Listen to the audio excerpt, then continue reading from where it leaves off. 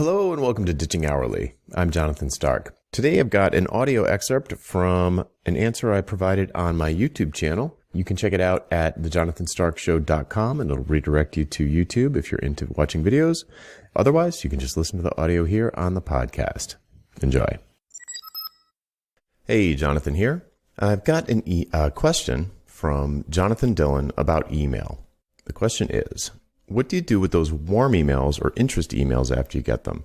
Do you go straight into a phone call to begin to learn and then close on them? Are you reaching out via email to them until they ask to talk via phone?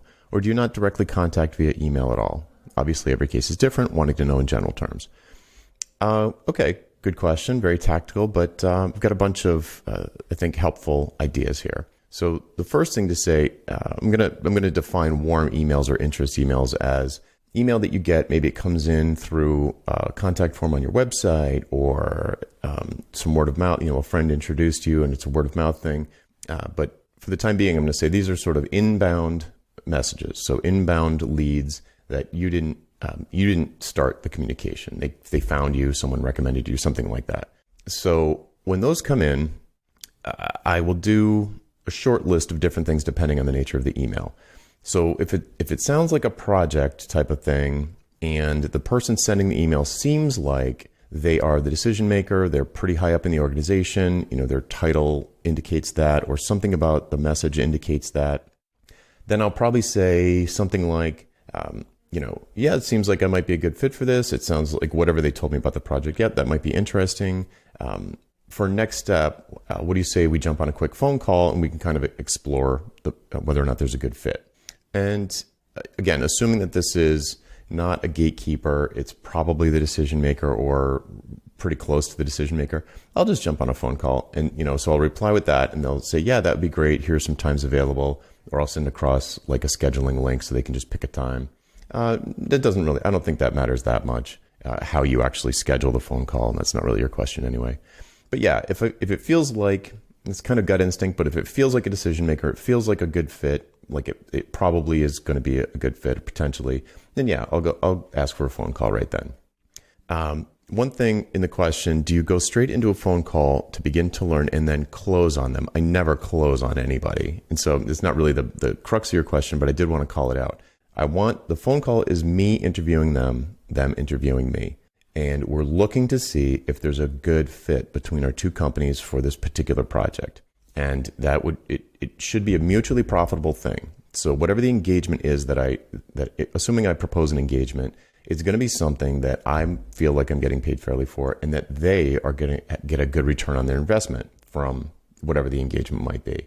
So I never close on anybody. In fact, I kind of try and talk them out of working with me. That's how I use the why conversation to uncover what the real motivation is, what the objective of the whole project is in the first place, and what metrics we can use to measure progress while we're doing the project to make sure we're on the right track.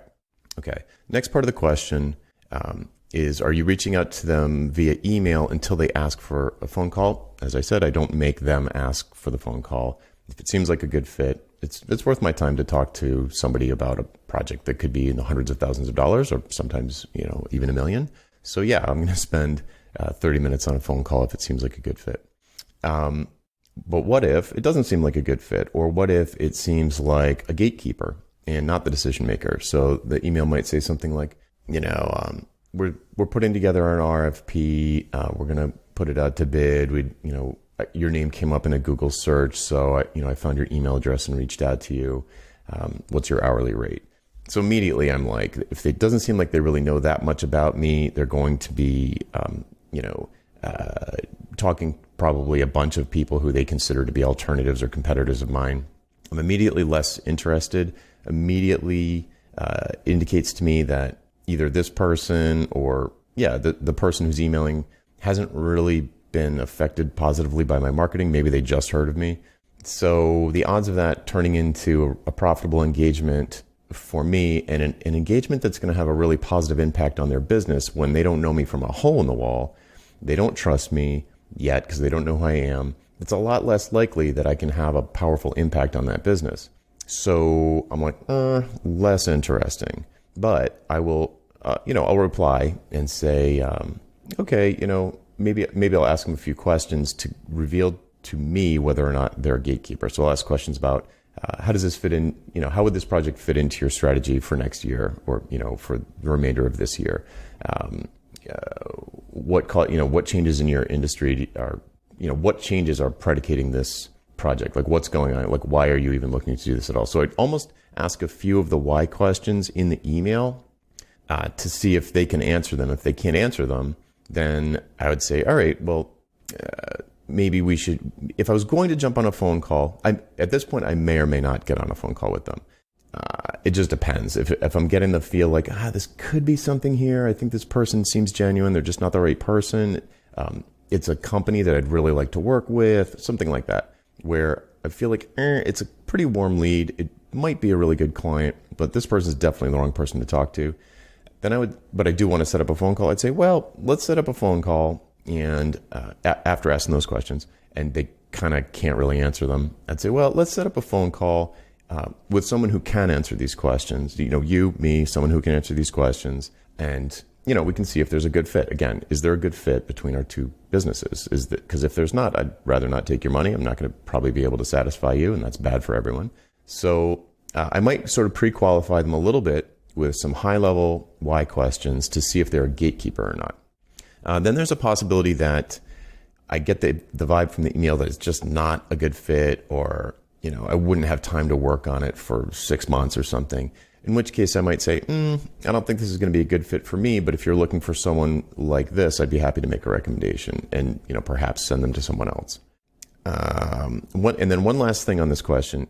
If you are doing an outreach campaign where you initiated the conversation and it's not an inbound lead, when you're doing your outreach, you don't want to say, hey, I do all this great stuff. You probably need it. Do you want to jump on a call with me and I'll try and convince you that you should hire me? Even when you're doing outreach, the ask is, could we jump on a phone call to see if there's a good fit, if there's a mutually profitable engagement that we could do together? Do you have a problem like this? I help with problems like this. Maybe we should talk. And then when you get in the call, it's not like you're pitching and trying to prove to them that they should hire you. You're trying to close them.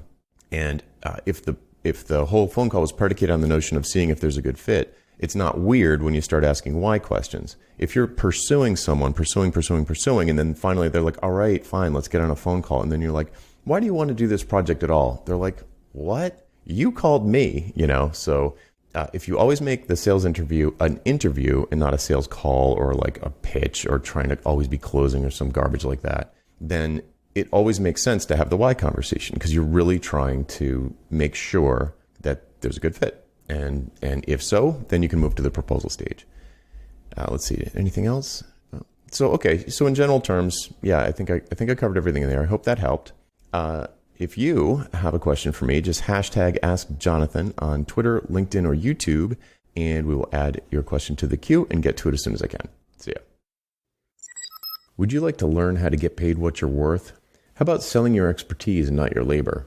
We work through all of this together in the pricing seminar. Pre-registration starts soon, and you can sign up to be among the first to know when early bird pricing is announced at thepricingseminar.com. That URL again is thepricingseminar.com. Hope to see you there.